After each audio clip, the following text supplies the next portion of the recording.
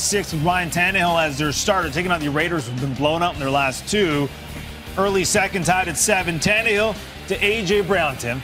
Yeah, and A.J. Brown has really come on for them. Obviously, Tannehill playing well, but A.J. Brown has stepped up kind of as Ryan Tannehill has taken over. 141 yards in this one, 2 touchdowns. Then it's Derek Carr rolling out. Foster Moreau, touchdown, man. Well, listen, all you do is catch touchdowns when you play for LSU, and this is just another example of an LSU Tigers making big plays on the biggest stage. Great analysis, right, for a while now. It's amazing how, their commitment to giving him the football has really paid off, and I think it's also helped the passing game.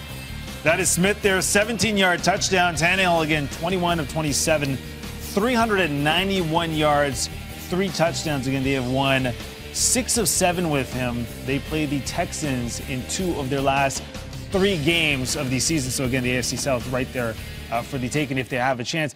Final thoughts this time. Listen, you're just doing TV because you led me right into it. And it's Ryan Tannehill and these Tennessee Titans. They make the switch from Marcus Mariota, who, when he was drafted, was supposed to be the franchise quarterback for this team for years to come. And Ryan Tannehill starts to play, and this team totally changes. You see the energy that he brings, but it's also his play. It's also his accuracy. And we've seen him get outside of the pocket and make some of these plays that gets this team energized and keeps them going. And they have 2 matchups against the Houston Texans down the stretch to see who wins the AFC South. They also play the New Orleans Saints, and this is a team that could win all 3 of those games, and for sure 2 of 3. When you see where they were before this switch to where this team has come now, it's not just the quarterback play or the offensive play, it's who they are as a team. And that goes to Ryan Tannehill and Mike Vrabel for making that change and this team believing in that. Listen, I agree with everything that Ryan said. I mean, you think about that when that change happened, there was, kind of talk like he could take over. But when that change happened, it's changed the complexion of this football team. And I think that you have to give Mike Vrabel, the credit. As a young head coach, to go ahead and make that move, to go away from a guy that was drafted so high, you're still trying to evaluate. Think about it. Tampa Bay Bucks are still playing Jameis Winston. Right. It was a significant move to do that. Looking for my final thought now? Yes. Is that the deal? Hey, look, wait. Everybody's like, well, I just want to follow. I agree with you, man. I think that's a good final thought. But I'm going. My final thought is, how about Kyle Shanahan and the 49ers going into New Orleans and beating the Saints? And I think when you watch Kyle Shanahan call plays, I think he's probably as good as anybody in the NFL at designing plays and then calling them during the game. You don't go into New Orleans against a good defense, run basically like 5 trick plays. 3 of them work really well, and then do everything that they do in terms of their run game and move the pocket plays. With the success that they have, if you're not coaching it well, if you're not installing it well, if you're not designing it well, and then timing it up with how you call it, and I think what they showed us is that, look, if they had to go on the road and play a good team, doesn't matter where it could be, but if however it works out, they've got the ability to do that. And they've got the ability, if you need to score over 40 points, you can do that too. That's what I was about to say. That's the crazy thing about this game. Coming into this game and for most of the season, all we've talked about is this defense and how they're shutting people out on a record pace for passing yards. Well, they go down to New Orleans and they can't stop a nosebleed. And it's Jimmy G and it's Kyle Shanahan and it's Emmanuel Sanders, George Kittle. And this is a team that from early on in the season had deficiencies on offense. We thought that was the weak point of the team, or I thought it was the weak point of the team. I wondered, could Jimmy G make the plays needed? And Kyle Shanahan has put them in such good position to make all the plays needed to win football games. And winning a game in New Orleans is very difficult, especially with this much on the line for a team that hasn't experienced success.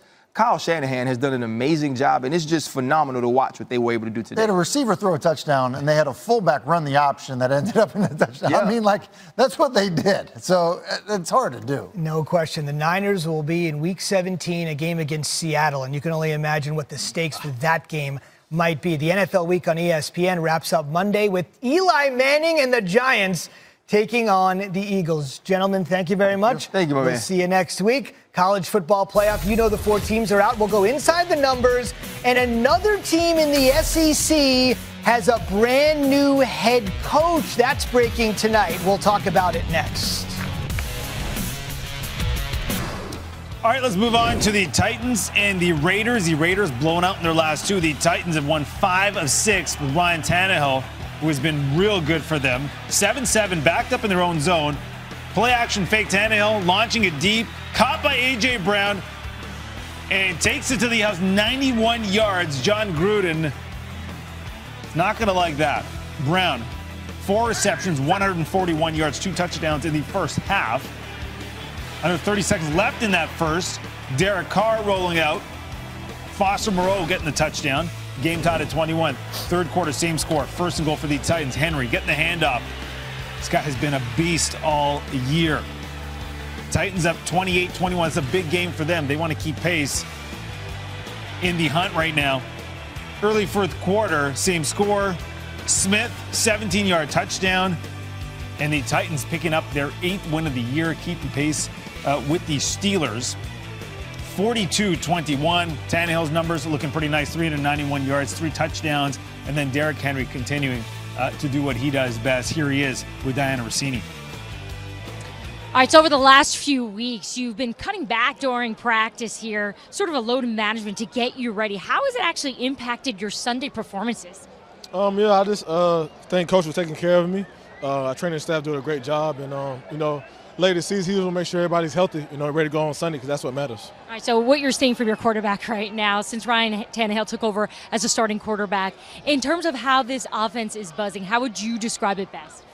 I get this question like week after week, and every week he does the same thing. So he's just playing this behind off, and he's doing a lot of great things for us, man. We want to keep this thing going, but he's playing out of his mind. All right, for you guys are headed back home to play the Houston Texans. We're talking about the division now at this point. What do you think this team needs to do to seal this out?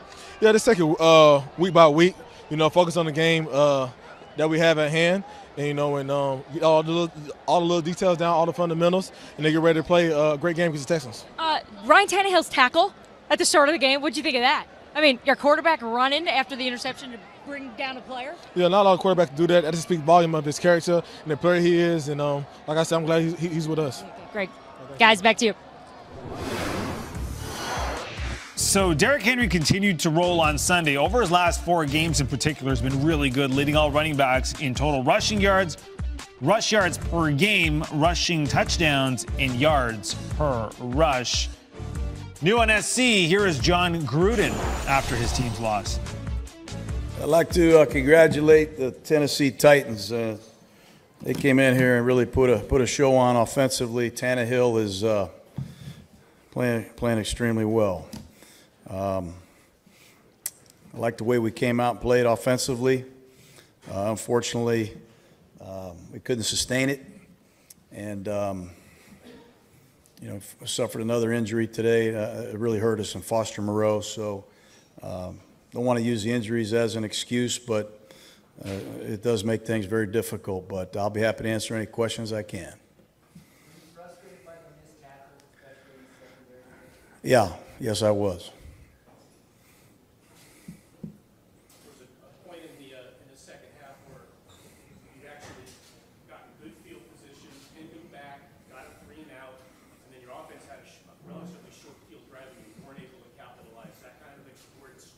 I think so. I think that drive, I think we lost Foster Moreau too, potentially for the season. So, it was a double whammy on us because a lot of our offense has him included. And but yeah, that was a big sequence. But we punted him deep in our own territory again, and we let him out of there. And obviously, the turnover that resulted in a touchdown was the final straw. But we got a long way to go, and we're going to continue to fight to get there. All right, since the Titans named Ryan Tannehill the starter, they have been balling. They are 6-1 since week 7, while averaging over 31 points per game and have scored a whopping 27 offensive touchdowns. Each of those marks are the top 2 in the NFL over that span.